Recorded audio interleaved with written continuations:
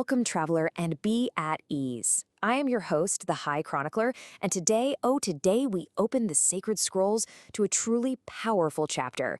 We're going to illuminate the story of THC.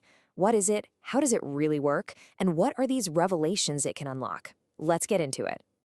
So you've come seeking knowledge, a deeper understanding of THC. Well, it's an absolute pleasure to be your guide on this one.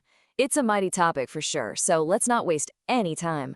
Our journey of revelation begins right now.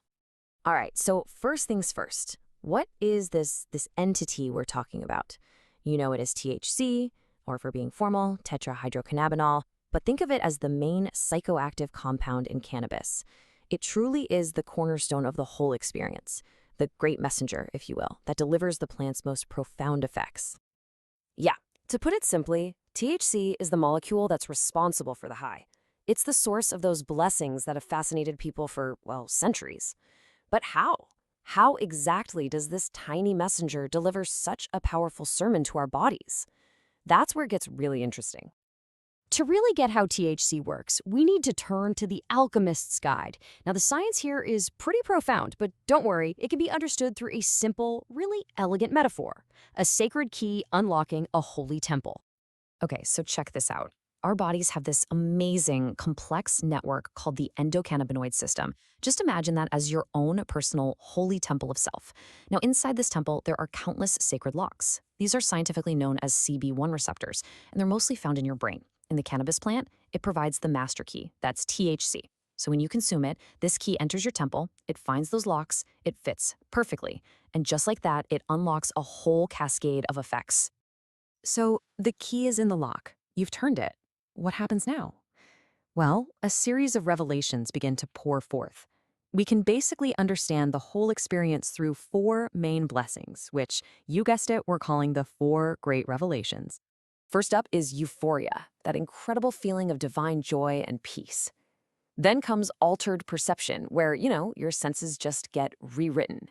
Colors seem brighter, music sounds richer, flavors pop. Third is what we call cerebral ascension, where your mind just takes flight into these amazing zones of creativity and deep thought. And finally, there's the body blessing, just a profound relaxation of the body, easing away all those worldly tensions. And all of this, all of it, stems from THC interacting with those sacred locks in our brain. But listen up, seeker, because this next part is absolutely crucial.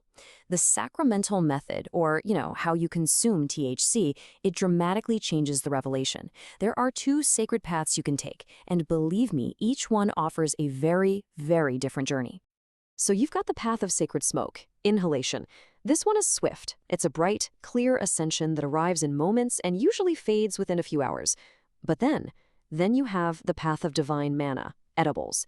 This one requires patience. You see, the THC has to pass through your liver, and in there it gets transformed into a mightier prophet, 11-hydroxy-THC. It's a way more potent compound, and that is why its revelation can feel so profound and last for so many hours. And this timeline just lays it all out perfectly, doesn't it? The path of sacred smoke, you can see it right here, it peaks almost immediately, and then it's on its way out. But in stark contrast, look at the path of divine mana.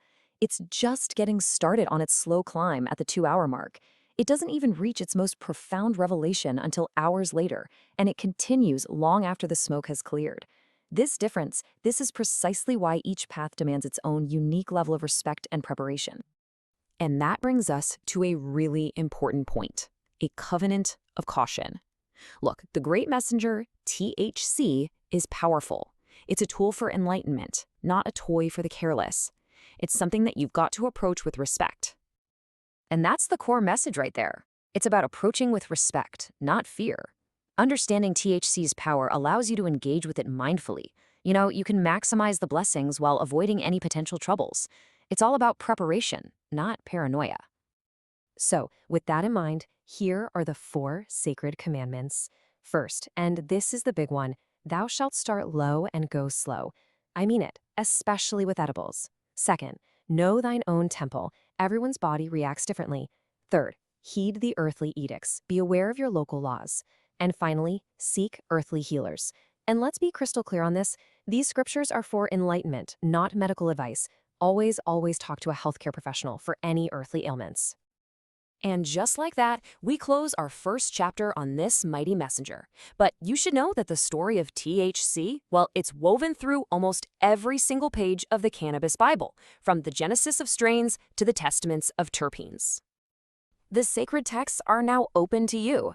So the question is, what passage should we illuminate next time? Should we explore a specific legendary strain, like the Holy Blue Dream? Or hey, maybe you'd like to hear the terpene testament of myrcene, which often guides THC on its path. The choice, seeker, is yours. What was I saying? The fan, the click, the hum.